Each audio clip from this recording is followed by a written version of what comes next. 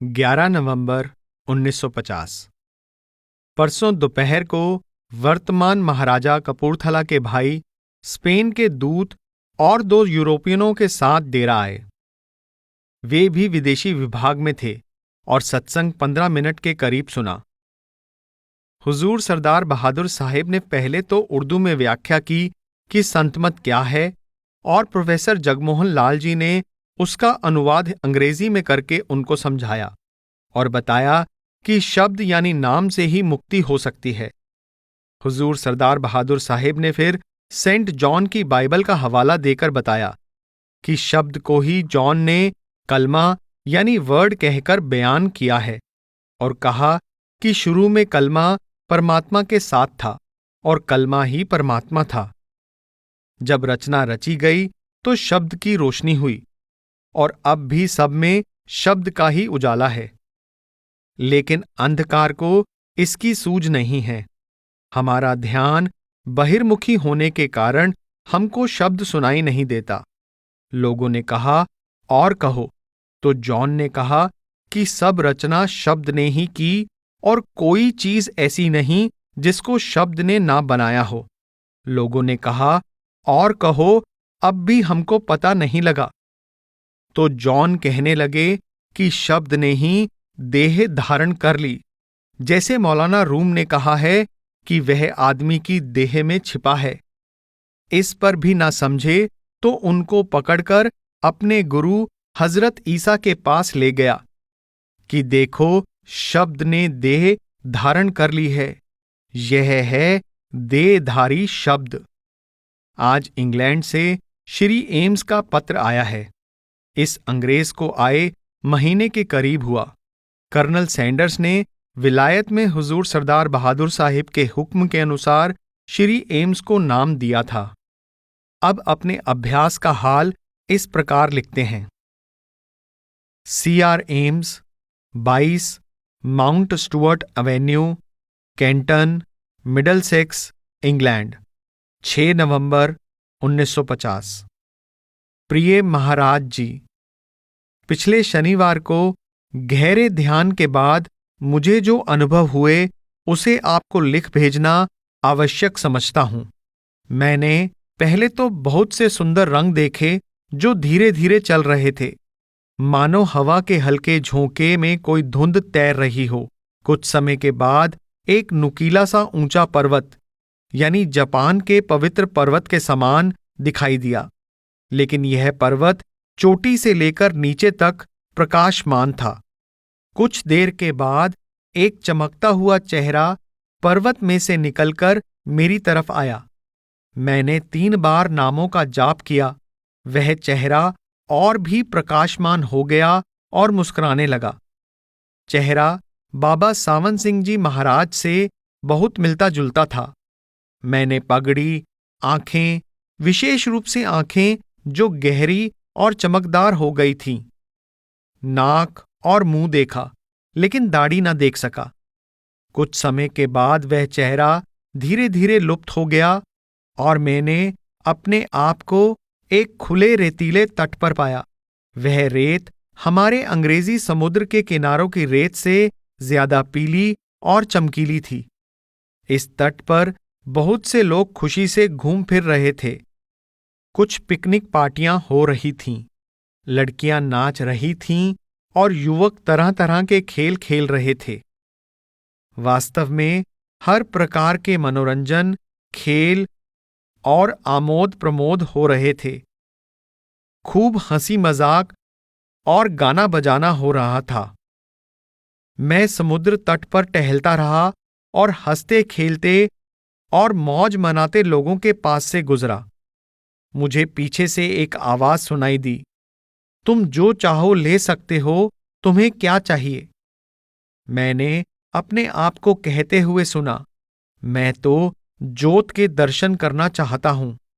वह तट लुप्त हो गया और एक सफेद रोशनी मेरी तरफ आई। मैं उसके सहारे ऊपर चढ़ गया। चोटी पर कोई आकार सा बनाती हुई चकाचौंध करने वाली ज्योति थी। तब धुंध की तरह चलते हुए रंग फिर से वापस आ गए।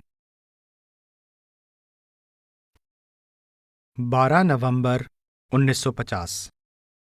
हुजूर इतवार को सुबह 9:30 बजे चलकर जालंधर शहर सत्संग करने गए।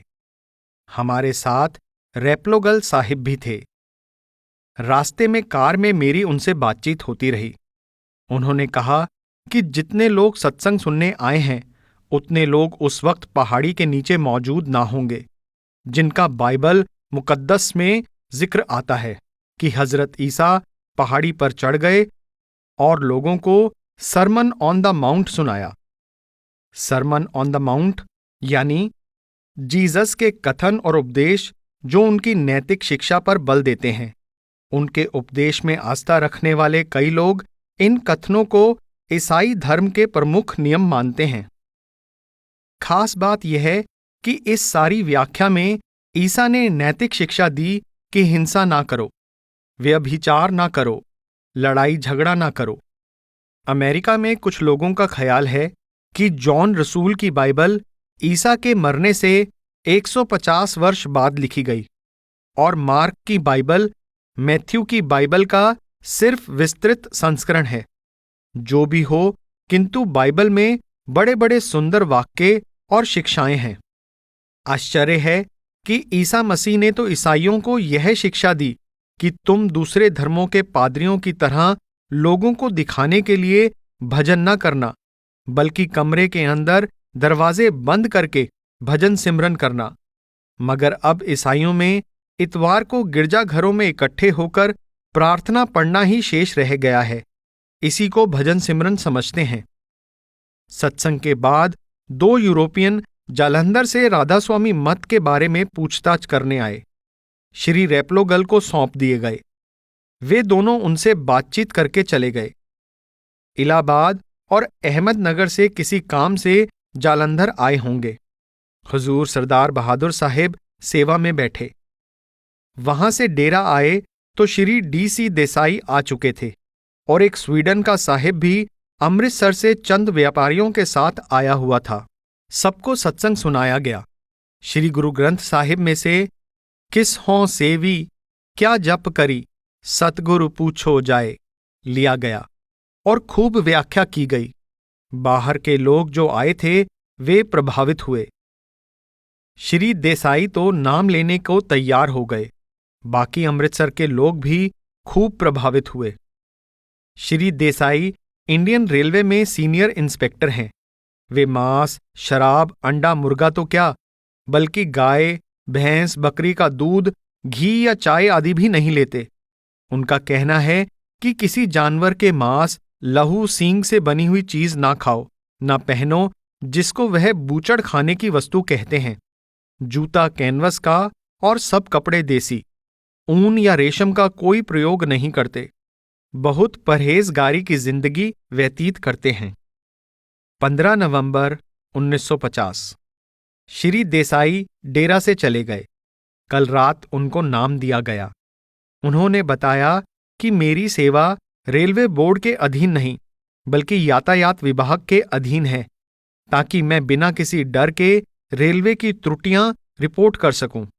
मेरा काम रेलवे की हर शाखा पर लागू है। इंजन शेड, पुल, रेलवे की पटरियां, इमारतें, कारखाने, लोकों का महकमा, सिग्नल, वर्कशॉप आदि सबकी रिपोर्ट मुझे देनी होती है। पहले मैं EIR में डिप्टी चीफ था। अब इस काम पर लगाए जाने से पहले मुझे रेलवे के हर एक महकमे की ट्रेनिंग दी गई ताकि मैं सबकी जांच पड़ताल कर सकूं। अब मेरा सर्कल कलकत्ता से पठानकोट तक है। सारी BB&CI, EIR, EPR मेरे क्षेत्र में है। मुझे महीने में 20 दिन दौरे पर जाना पड़ता है। उन्होंने एक पत्रिका द वीगन हमें पढ़ने के लिए दी।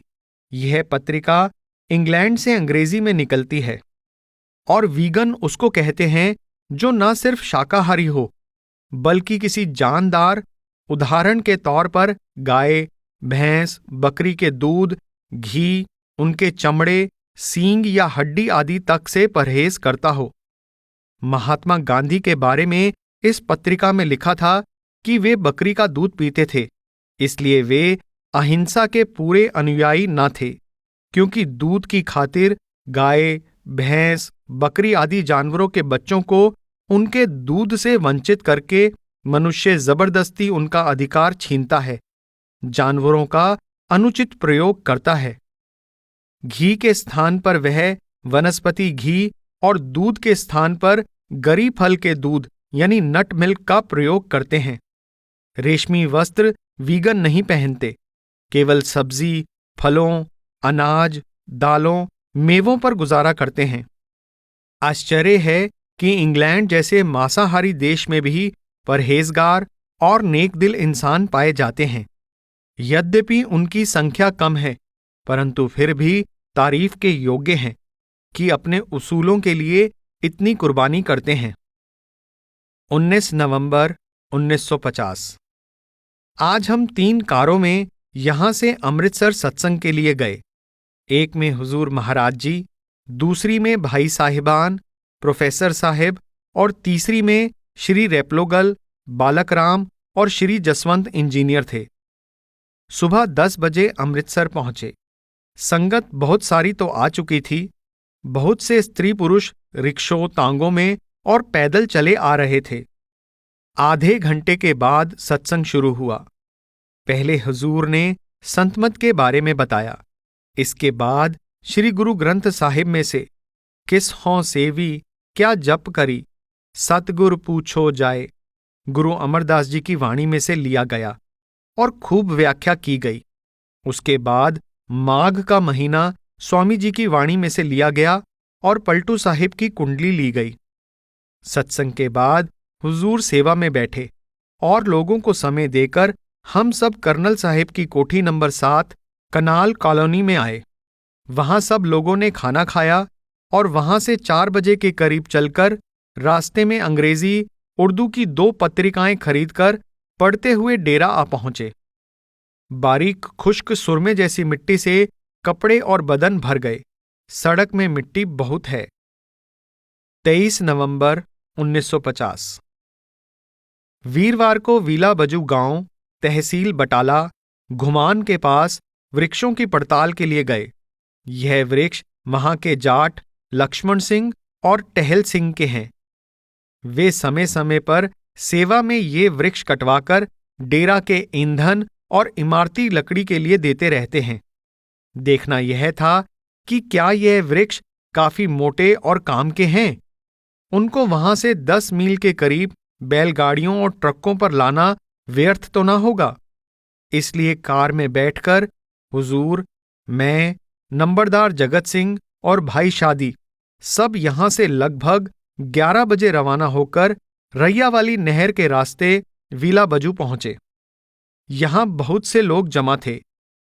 झंगी यानी वृक्षों के समूह की जांच की गई और यह निर्णय किया कि 3 दिसंबर के बाद जब हुजूर संतोखगढ़, तहसील ऊना के पास भनाम से वापस आएं तो इन लोगों को संदेश भेजें कि किस दिन वृक्ष काटे जाएं, ताकि लोगों को सूचित कर दिया जाए और एक ही दिन में जो जो वृक्ष मोटे और काटने के काबिल हों सब लोग जमा होकर काट डालें और बैलगाड़ियों पर लाद कर छोड़ जाएं। वृक्ष ज्यादातर फुलाई के थे और कोई कोई कीकर यानी बबूल का था। 26 नवंबर 1950। नवंबर का मासिक सत्संग आज इतवार को था। शनिवार तक तो संगत कम थी, मगर इतवार की सुबह सत्संग से पहले काफी संगत जमा हो गई। फिर भी इस बार इतनी संगत ना थी। कारण यह है कि सर्दी काफी हो गई है। दूसरे, लोग हाड़ी की फसल बोने में लगे हुए हैं। तीसरे, हुजूर जालंधर और अमृतसर में अभी सत्संग देकर आए हैं और पहाड़ पर 30 नवंबर को जा रहे हैं। वहां से भी लोग नहीं आए। मासिक सत्संग हॉल के पूर्व की तरफ धूप में शुरू हुआ।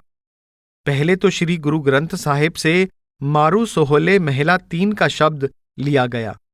उसके बाद स्वामी जी की वाणी में से प्राप्ति शब्द की और शुक्राना सदगुरु का पहला शब्द लिया गया। गुरु ने अब दीना भेद अगम का, सुरत चली तज देश भरम का, बल पाया अब विरह मरम का, भटकन छूटा दैरो हरम का। दैरो यानी मंदिर, हरम यानी मक्का। यानी जब नाम मिल गया और रूह शरीर को छोड़कर आंखों में इकट्ठी होने लगी, तो यह दुनिया छूट गई जो शंका का देश है, क्योंकि इसमें कोई भी विश्वास से नहीं कह सकता कि जो काम मैं करने लगा हूं उसका फल वही होगा जिसकी मैं आशा करके काम शुरू करने लगा हूं। ना ही अपने आदि और अंत का किसी को पता है। जब सिमरन ध्यान करते हैं और मन पर असर नहीं होता, तो असफलता के कारण मन में ऊपर को जाने का विरह पैदा होता है। इससे मन में ऊपर चढ़ने की शक्ति आती है।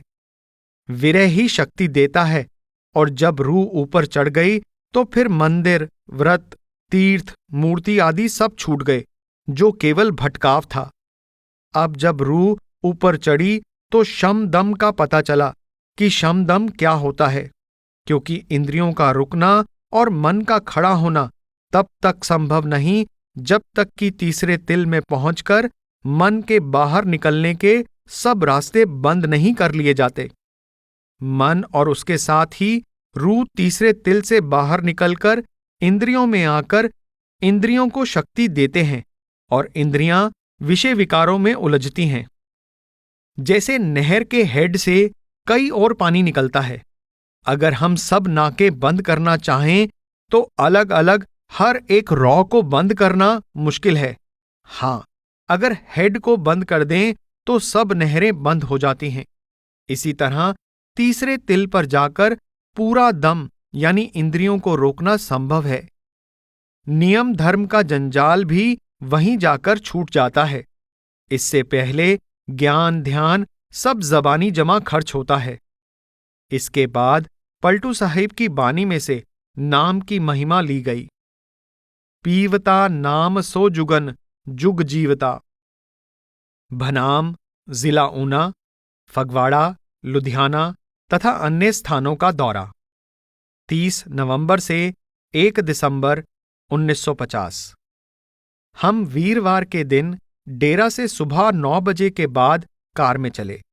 अभी डेरा से निकले ही थे कि कपूरथला के धर्मानी साहिब चौधरियों के साथ स्टेशन वैगन लेकर आ गए। वे लट्ठा साहिब को बिठाकर हमारी कार के पीछे चल पड़े और जालंधर जेल के पास सत्संग घर में आए। वहां संगत के दर्शन करके और इमारत का मुआयना करके सरदार गुरदयाल सिंह की कोठी में 5 मिनट ठहरकर होशियारपुर की तरफ जालंधर छावनी के रास्ते रवाना हुए। रास्ते में माणकों की संगत शाम 84 के स्टेशन के सामने जमा थी। उनको 3-4 मिनट दर्शन देकर होशियारपुर बाजार के एक मैदान में, जहां सत्संग का बंदोबस्त था, हुजूर सत्संग करने लगे और दास अपनी कार में से सामान निकलवाकर एक किराए की स्टेशन वैगन में लदवाने लगा। मेरा नौकर करमचंद भी ब्यास से रेल के रास्ते वहां आ मिला और फिर वहां से खाली कार को लब्बू राम के यहां छोड़ने गया, तो उसके वापस आने पर 10-15 मिनट बाद सत्संग समाप्त हो गया। दोपहर के 2 बजे के बाद होशियारपुर से चलकर रास्ते में ऊना से कच्ची पहाड़ी से परे और स्लो भड़साली जो पहाड़ी के पार है, वहां की संगत को मिलकर सवां को पार करके ऊना सरकारी रेस्ट हाउस में आए। वहां मैदान में सत्संग का बंदोबस्त किया हुआ था। हुजूर तो दूध पीकर सत्संग करने लगे। हम लोग खाना खाने लगे जो साथ लाए थे। ऊना में भी 1.5 घंटा सत्संग हुआ। वहां से फिर 5 बजे के करीब चलकर ऊना से वापस आकर सवां के पूर्वी किनारे के साथ साथ एक कच्ची सड़क पर भनाम को चल दिए। यह सड़क सवां के साथ साथ जाती है। रास्ते में 3-4 खुश्क चो आए जिनमें रेत था। अंधेरा हो गया। संतोखगढ़ में हुजूर धर्मानी साहिब के नाना के घर चरण डालने गए। वहां भी बहुत संगत देखी। वहां से निकलकर संतोखगढ़ के बाजार के बीच में से सड़क जाती है। बाजार बहुत लंबा है। बाजार से आगे चलकर जगह जगह पर आबादी आती है, क्योंकि यह इलाका भी दोआबे में दोआबा है। दोआबा यानी 2 नदियों के बीच का इलाका। एक तरफ सवां है, दूसरी तरफ सतलुज नदी है। पानी सिर्फ 5-6 हाथ पर आ जाता है। और कमाद, कपास, मक्की आदि आसानी से पैदा हो जाते हैं। लोग सज्जन और प्रेमी हैं। जगह जगह पर संगत हाथ में लालटेन लिए हुए दर्शन के लिए खड़ी थी, और जब कार नजदीक आती थी तो लोग उस पर फूल और पैसे फेंकते थे। कई जगह बाजा बज रहा था और लोगों के हाथों में फूलों की माला थी जो वे महाराज जी को पहनाना चाहते थे, मगर हुजूर उन लोगों को पहना देते थे। यह इलाका गुजरों और राजपूतों का है। रास्ते में सहजोवाल और कई गांव हैं। भनाम के बाहर बहुत सी संगत हाथों में लालटेन लिए खड़ी थी और बाजे बज रहे थे। हमारी कार भनाम गांव की आबादी के बीच में से गुजरी। हर एक घर के बाहर लालटेन, लैंप या दिए की रोशनी थी, और लोग दर्शन करने के लिए घरों से बाहर, छतों पर और सड़क पर खड़े थे। यह नजारा देखकर श्री रामचंद्र जी के शुभ विवाह की बारात के जनकपुरी में पहुंचने का वर्णन याद आता है। ये लोग सीधे सादे मगर प्रेमी हैं। यह उनका प्रेम है जो हुजूर को ऐसी कठिन रास्ते वाली और दूर की जगह पर खींचकर ले आया है। हुजूर के ठहरने के लिए 2 छोटे छोटे तंबू मौजूद थे, जिनके ऊपर शामियाना लगा था। हमारे लिए एक मकान में 2 कोठे आगे पीछे थे, और बाकी लोगों के लिए लाला चंबाराम भाखड़ा बांध से बहुत से खेमे लाए थे, जो 4-5 जगह लगे थे। उनमें 3-3, 4-4 चारपाइयां आ जाती थी। हमने रात को आराम किया। दूसरे दिन सुबह 10 बजे सत्संग शुरू हुआ, जिसमें नूरपुर, भाखड़ा, आनंदपुर और आसपास की जगहों तथा गांवों और ऊना आदि से बहुत से लोग शामिल हुए। कोई 50-60 हजार का समूह होगा। कई लोग 80,000 का अनुमान लगाते हैं। इतनी संगत को खाना खिलाना शहर वाले लोगों की ताकत से बाहर है। सिर्फ जमींदार लोग ही जिनके घर का अनाज हो, यह बोझ उठा सकते हैं। खरीदकर इतने लोगों को खाना खिलाना अमीर से अमीर शहरी के लिए भी नामुमकिन है। सत्संग में हर रोज की तरह हुजूर ने थोड़े से शब्दों में व्याख्या की कि संतों की शिक्षा क्या है। इसके बाद श्री गुरु ग्रंथ साहिब महला 3 का शब्द किस हों सेवी क्या जप करी सतगुरु पूछो जाए, और स्वामी जी की वाणी में से शब्द की महिमा ली गई। इसके बाद पलटू साहिब की यह कुंडली ली गई। नाम नाम सब कहत है, नाम न पाया कोय, नाम न पाया कोय, नाम की गति है न्यारी। शाम को फिर सत्संग 3:30 बजे शुरू हुआ। 2 से 3 दिसंबर 1950। आज सुबह आखिरी सत्संग शुरू हुआ।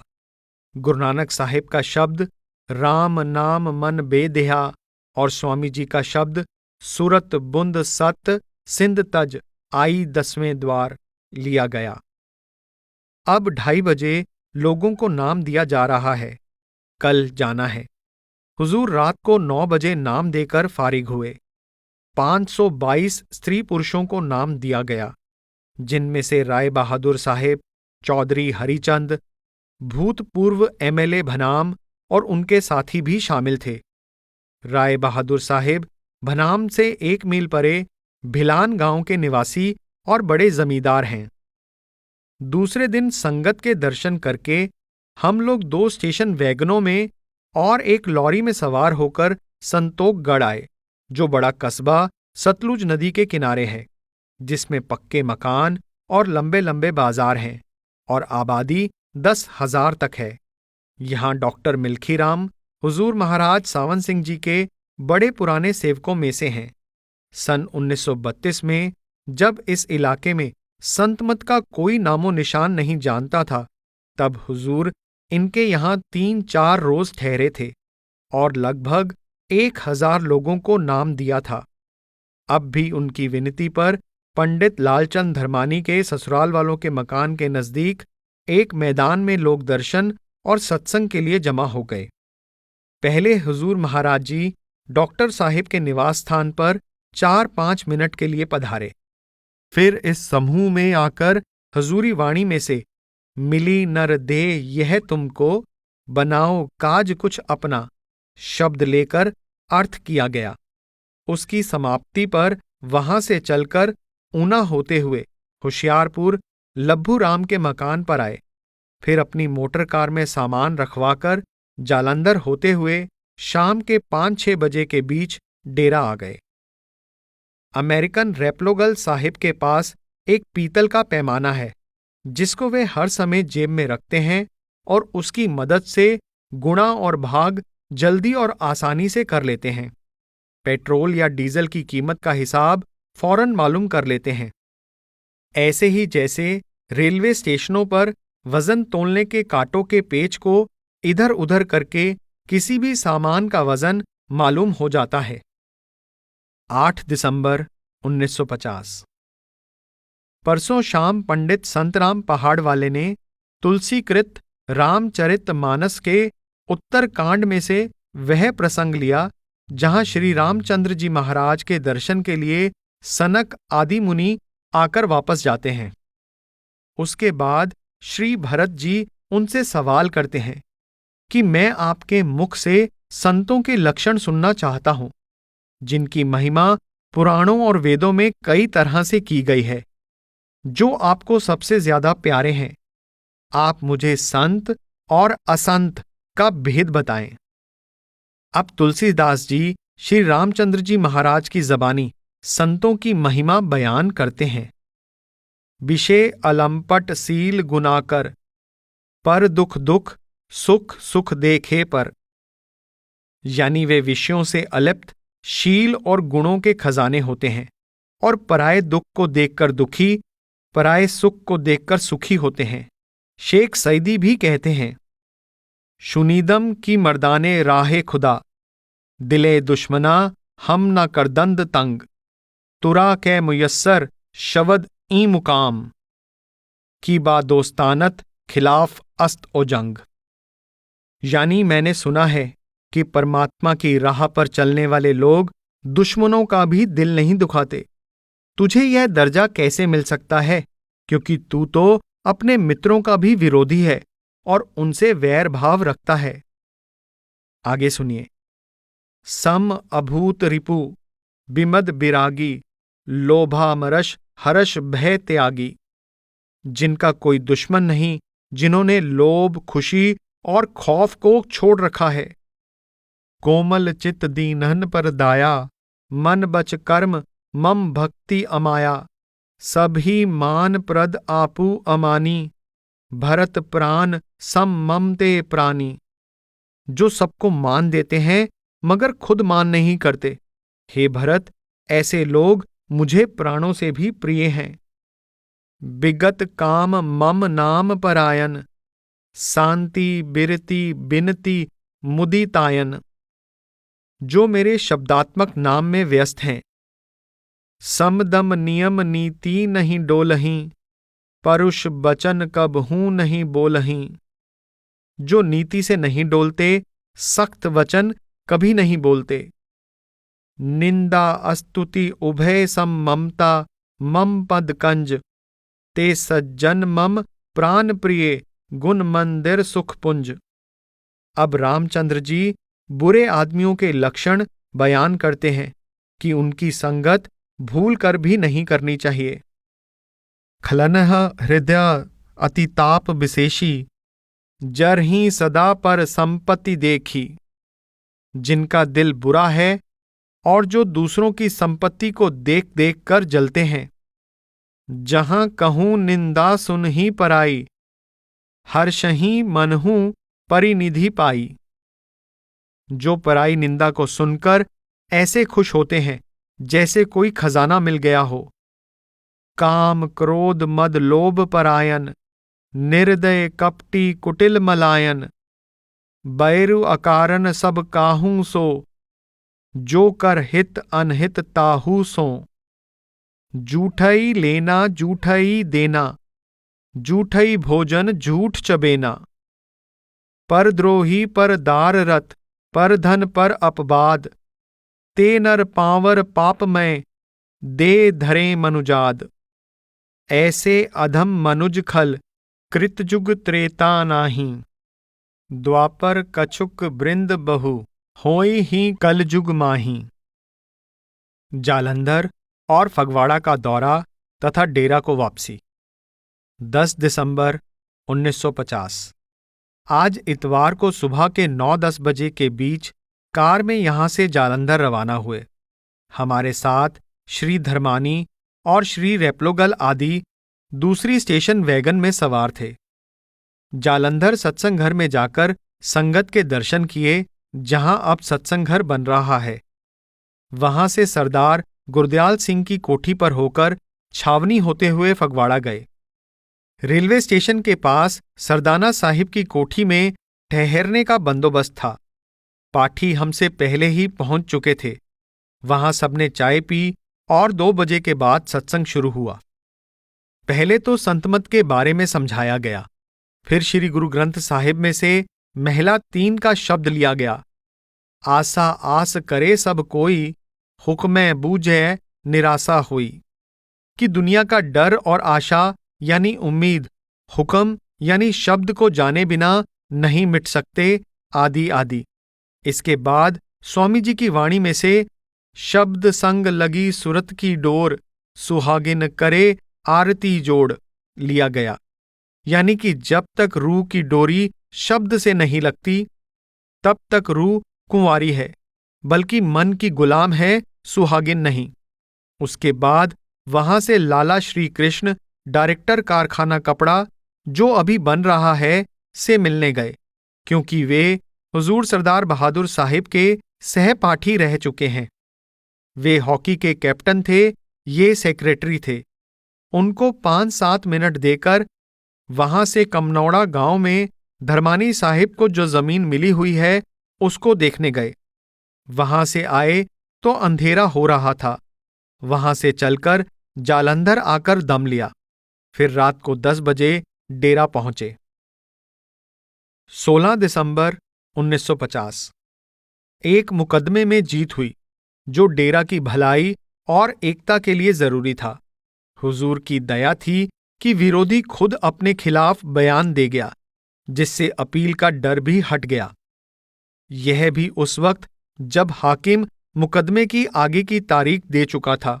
वह अचानक आ गया और मुकदमे को शुरू करवाकर ऐसे बयान दिए कि हम हुजूर का कौतुक देखकर दंग रह गए। शाम को सत्संग के बाद मैं साहिबजादा बचिन सिंह की बीमारी का हाल पूछने के लिए गया। उनको मधुमेह की बीमारी है, इसलिए जो फोड़ा हो जाए वह जल्दी ठीक नहीं होता। पहले तो गर्मियों में उनके पेट पर फोड़ा होकर कुछ कुछ समय तकलीफ देकर आराम आता गया। अब हाथ पर अचानक एक फोड़ा निकला और फैलता ही चला गया। यहां तक कि नवंबर के अंत में जब हम भनाम के दौरे पर गए हुए थे, उनका सारा हाथ काला हो गया और इलाज करने वालों ने समझा कि गैंग्रीन हो गया, अब हाथ काटना पड़ेगा। मगर उन्होंने महाराज जी पर भरोसा करके इलाज जारी रखा। निराश नहीं हुए। नहीं तो उस वक्त यह विचार था कि अमृतसर अस्पताल में जाकर ऑपरेशन कराना होगा। उस रात सरदार बचन सिंह ने मुझे बताया कि वे अपने अंतर में बाबा जी महाराज की गोद में सिर रखकर खूब रोए, और बाबा जी को चूंकि इनसे बचपन से ही प्रेम था, वे इनकी कमर पर हाथ फेरते रहे और फरमाते रहे, ना बच्चू, रोना नहीं। फिर सरदार बहादुर साहिब की ओर इशारा करके, जो उस वक्त मौजूद थे, फरमाया कि इनका इलाज अच्छी तरह करवा दो। रात को क्या देखते हैं कि वे अस्पताल में हैं और डॉक्टर लोग सफेद कोट पहने हुए छुरियां चाकू ठीक कर रहे हैं, इधर उधर आ जा रहे हैं। ऐसा लगता था कि हाथ काटने की तैयारियां कर रहे हैं। वे अपने नौकर से पूछते हैं कि ये क्या कर रहे हैं, तो नौकर कहता है कि हाथ काटेंगे। तो इस पर उन्होंने नौकर को कहा, ला मेरा डंडा। डंडा हाथ में लिया तो सब डॉक्टर भाग गए। इतने में हुजूर महाराज जी आ गए और कहा कि घबराओ मत, मैं यहां पलंग पर भजन में बैठता हूं, मुझे कोई मत बुलाए। चुनांचे वे सारी रात भजन में बैठे रहे। तड़के महाराज जी ने उनके हाथ के जख्म का सब गंदा सड़ा मांस उतारकर नीचे फेंक दिया, जरा भी गंदगी ना रहने दी।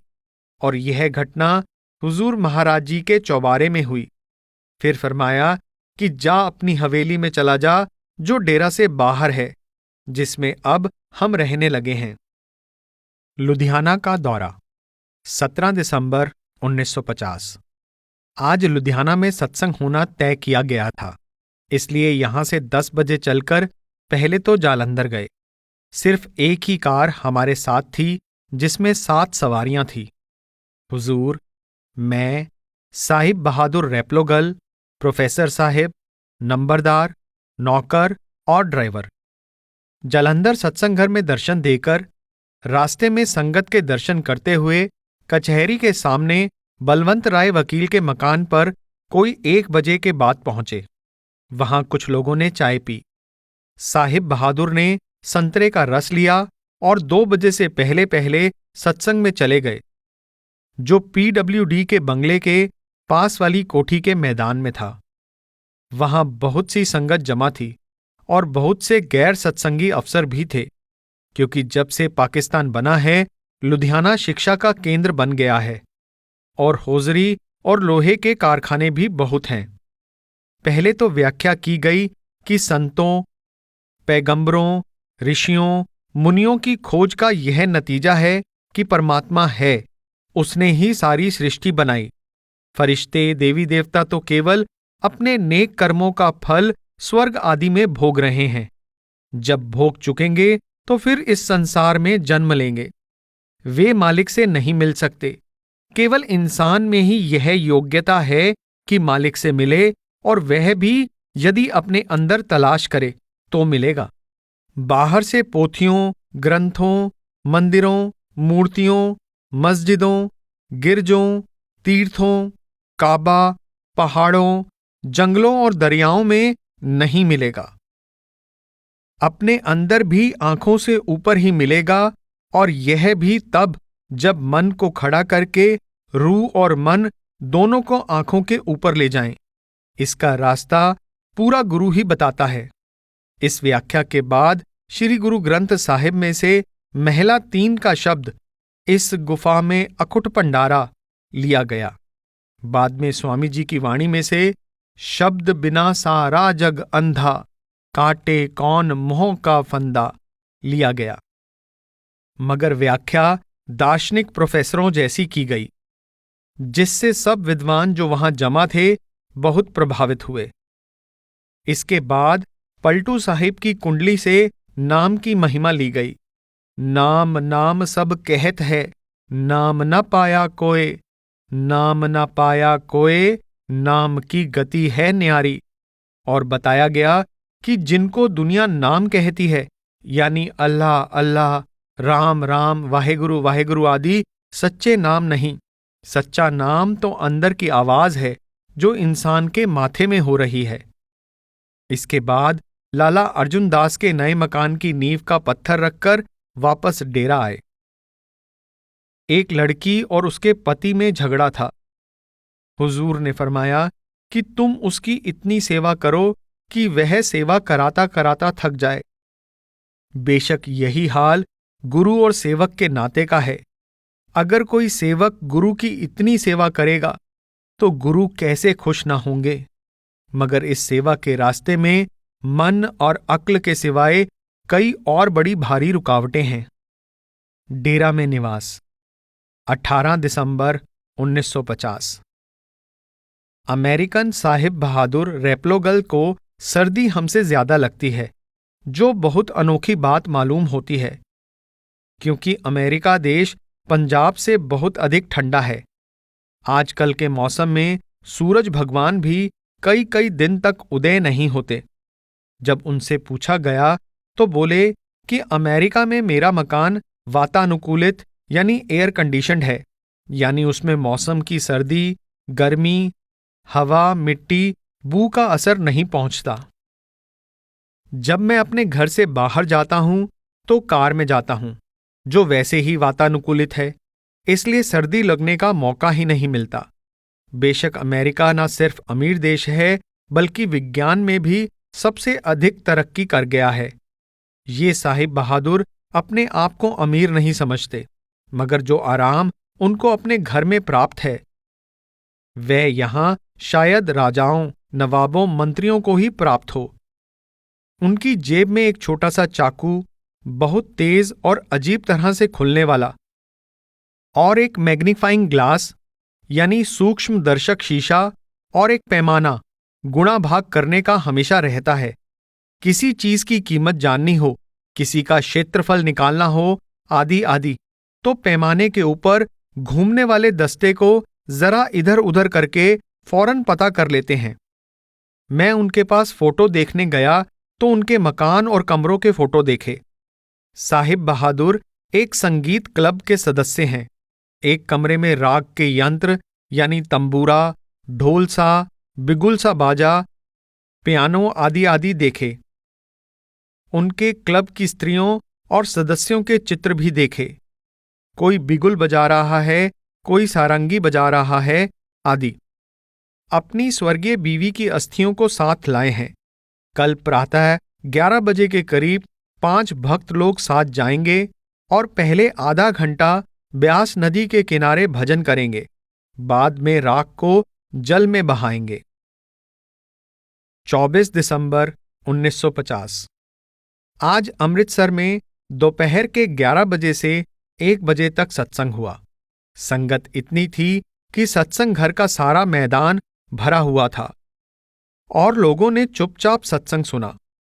पहले तो संतमत की व्याख्या की, उसके बाद गुरु अमरदास जी का शब्द, एको सेवी सदा थिर साचा, दूजै लागा सब जग काचा। फिर स्वामी जी का शब्द, दुल्हनी करो पिया का संग। फिर पलटू साहिब की कुंडलियां ली गई।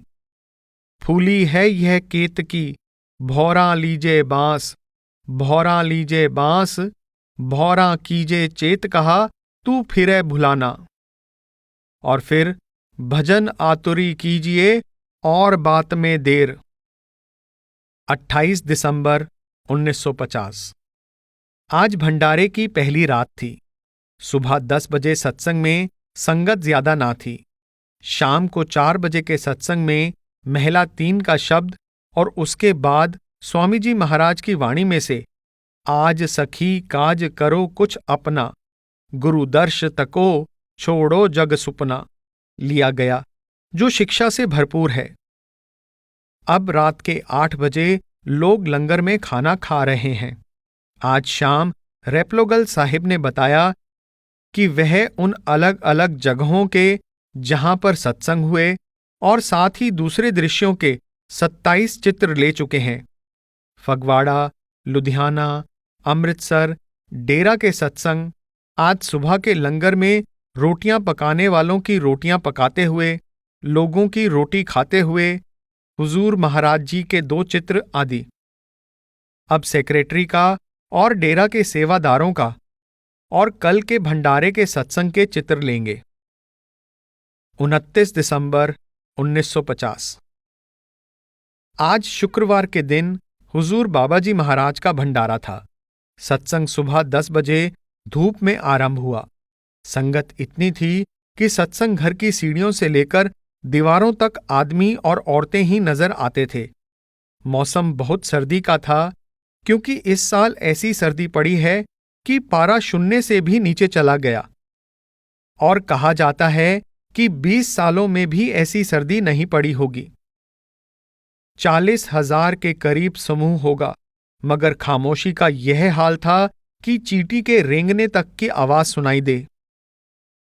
यह सब इस वजह से कि हुजूर सरदार बहादुर साहिब का सत्संग मोहित करने वाला और प्रभावित करने वाला था। पहले तो व्याख्या की गई। व्याख्या तो बड़ी लंबी थी, मगर सार यह है कि परमात्मा केवल मनुष्य को ही मिल सकता है। वह देवी देवताओं को भी नहीं मिल सकता, मगर मनुष्य को अपने अंतर में आंखों के बीच ध्यान इकट्ठा करने से ही मिल सकता है। उसमें रुकावट है तो मन की। मन भोग रस का प्रेमी है और जन्म जन्मांतरों से भोग ढूंढते ढूंढते इसका स्वभाव अति चंचल हो गया है, मगर किसी भी भोग से उसको संतोष नहीं मिलता। 10 दिन स्त्री से प्रेम है, फिर वहां से उचाट होकर पुत्रों से, फिर धन दौलत से, जायदादों से, शासन और पदवी से, हाथी घोड़ों से प्यार है। इसका प्यार बदलता रहता है। कोई रस दुनिया का ऐसा जबरदस्त नहीं जो इसके प्यार को हमेशा के लिए काबू कर सके। रूह पूरी तरह मन के काबू में है। जहां मन जाता है वहां रूह जाती है। अगर मन को दुनिया और दुनिया के पदार्थों से प्यार ना हो तो रूह सतलोक को उड़ जाए। यह मन है जिसने इसको इधर बांध रखा है। इसलिए जितना सत्संग है, समझाना बुझाना है, वह सब मन के लिए ही है। जब मन समझ गया और दुनिया से हटकर एकाग्र हो गया तो आंखों के बीच आ गया और ऊपर का सफर शुरू हो गया। जब सफर शुरू हुआ तो शब्द जो आंखों के बीच गूंज रहा है उसे और रूह दोनों को खींचकर ऊपर ले जाएगा। उस वक्त मन एकदम ही बोल उठेगा, आहा, यह चीज थी जिसकी मुझे खोज थी। शब्द का रस पाकर ही दुनिया के भोगों पर थूकेगा, वरना ऐसा नहीं करेगा। इसीलिए मन को वश में करने की दवाई केवल शब्द यानी नाम है और कोई दूसरी दवाई नहीं।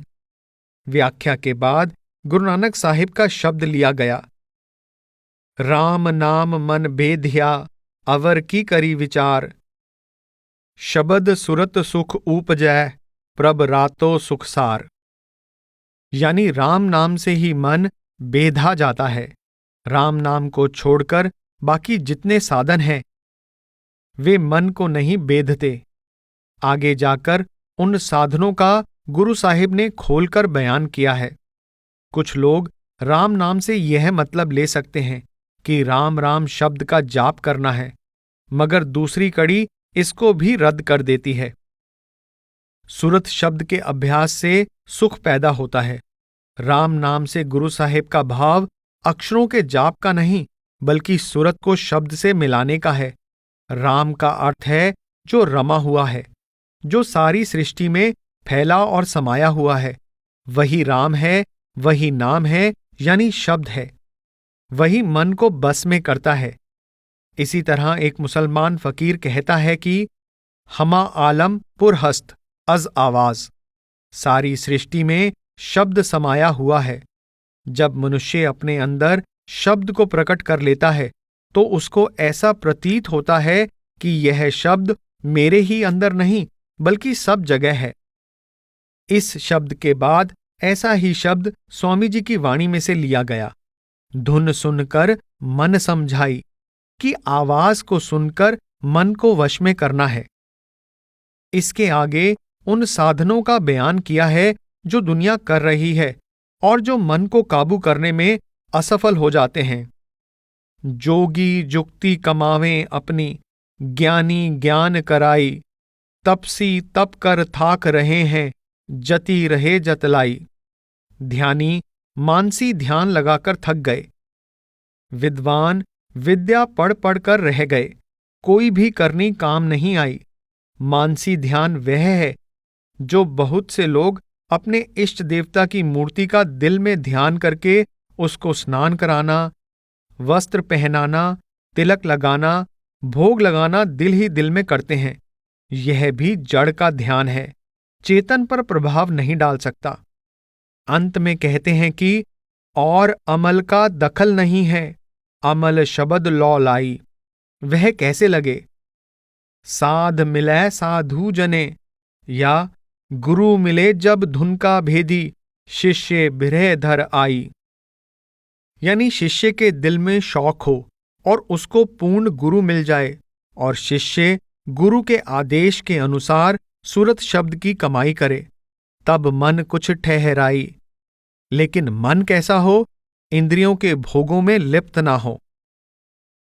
उस धुरलोक अधर की धुन को कोई प्रसिद्ध वीर बहादुर संत सिपाही ही पकड़ सकते हैं।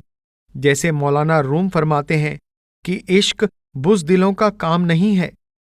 यह मजबूत दिल वालों का ही काम है। फिर क्या फायदा होगा? सतलोक के किले पर धावा बोलकर उसको जीत लिया जाएगा जिसकी खाई सुन्न है और खाई से पार महासुन्न का मैदान है। उसके परे भंवर गुफा का फाटक है। सतलोक कैसा है? सो कहते हैं, अद्भुत लीला अजब वहां की, किरण किरण सूरज दरसाई। यानी एक एक किरण एक एक सूरज है। सूरज सूरज ज्योत निरारी, चंद्र चंद्र कोटिन छवि छाई। यानी हर एक सूरज और हर एक चांद की रोशनी अलग अलग है। ऐसे लोक का ख्याल करके ही हैरानी होती है कि वह कैसा लोक होगा। मौलाना रूम ने भी कहा है, आ जहां चू जर्रा जर्रा जिंदा अंद, नुक्ता दानंद ओ सुखन गोइंदा अंद। बर दरख्तां शुकर गोयां बर्ग ओ शाख, की जहे मुल्क ओ जहे अरसा फराख। यानी उस लोक में कण कण चेतन है और वे अपना परिचय खुद देते हैं। पेड़ों पर पत्ते और टहनियां मालिक का शुक्राना करते हैं। वह बहुत ही बड़ा आश्चर्य का लोक है। सत्संग की समाप्ति पर बीबियों को जाने की आज्ञा दी गई तो ऐसा लग रहा था कि सत्संग की जगह से लेकर दरवाजे तक सब औरतें ही औरतें थीं। उस वक्त मर्दों के सामने एक सिख सत्संगी ने हुजूर बाबाजी महाराज के जीवन के संक्षिप्त हालात को कविता में सुनाया। उसके बाद हुजूर सेवा में बैठे और फिर सबको खाना खिलाया गया। साहिब बहादुर रेप्लोगल साहिब ने बताया कि अमेरिका के शहर शिकागो से उनका शहर वॉकीगॉन 50 मील की दूरी पर है। यह दूरी ब्यास से लेकर फगवाड़ा तक की दूरी जितनी है और न्यूयॉर्क से हवाई जहाज या समुद्री जहाज से उतरने के बाद रेलगाड़ी में 24 घंटे में शिकागो पहुंच जाते हैं।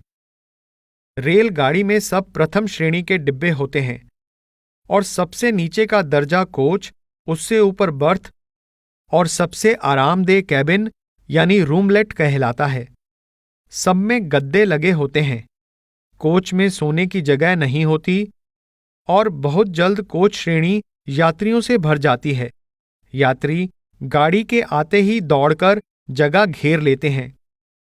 बर्थ श्रेणी में पूरी सीट होती है जिस पर सो सकते हैं।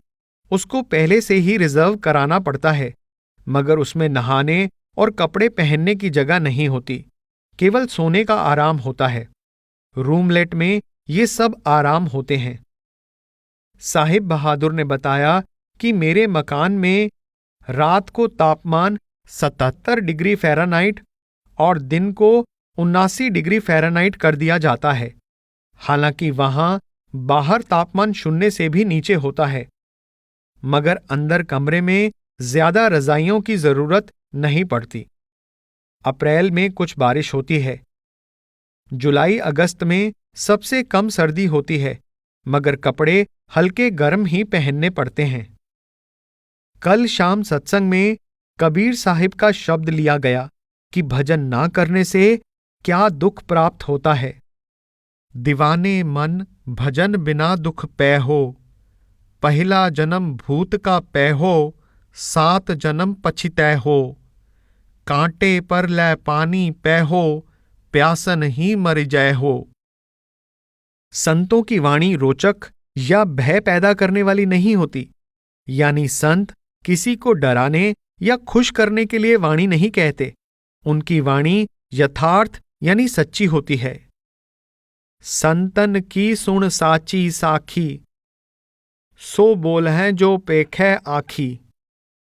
वे अपने अंतर में जो कुछ अनुभव करते हैं उसको ज्यों का त्यों बयान कर देते हैं।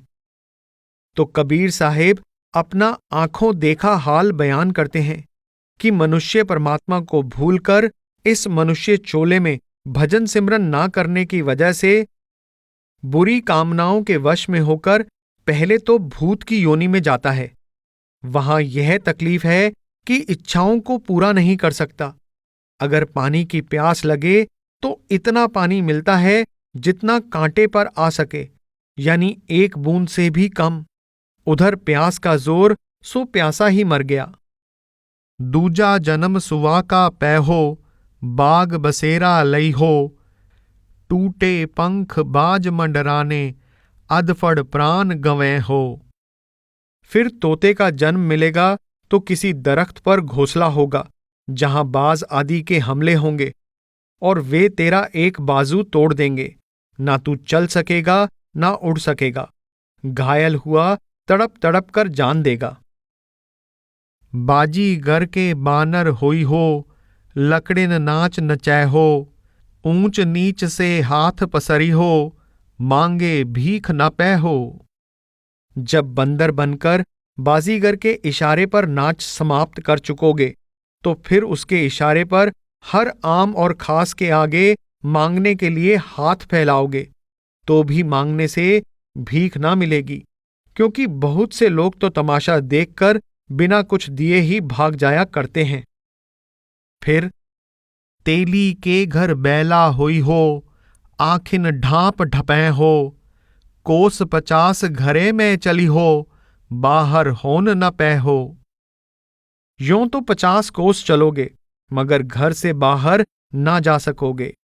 फिर पंचवां जन्म ऊंट कै पै हो, बिन तौले बोझ लदै हो, बैठे से तो उठै न पै हो, घुरच घुरच मरी जय हो। ऊंट पर इतना बोझ लादते हैं कि यह भी रख वह भी रख, कोई ध्यान ही नहीं देता। फिर ऊंट के लिए बैठकर उठना बहुत कठिन है और चलता है तो घुरच घुरच कर चलता है, सीधा चल भी नहीं सकता। फिर धोबी घर के गदहा होई हो, कटी घास ना पै हो, लादी लाद आप चढ़ बैठे, लै घाटे पहुंचाए हो। धोबी के गधे को कोई घास नहीं डालता। धोबी लादी लाद कर आप भी गधे पर बैठ जाता है। ना उसे खिलाने का ध्यान, ना यह फिक्र कि उस पर कितना बोझ है। फिर पंछी माँ तो कौवा होई हो, करर करर गुह रह हो, उड़ के जाए मैला पर बैठो, गहरे चोंच लगाए हो, सत्य नाम की टेर न करी हो, मन ही मन पछितै हो, कहें कबीर सुनो भई साधो, नरक निशानी पै हो। देखिए कबीर साहिब कैसी जोरदार वाणी में 84 लाख योनियों के दुख बयान कर रहे हैं और कह रहे हैं कि ऐसा क्यों हुआ। ऐसा इसलिए हुआ कि जब रूह को मनुष्य जन्म मिला तो उसने नाम का जाप नहीं किया।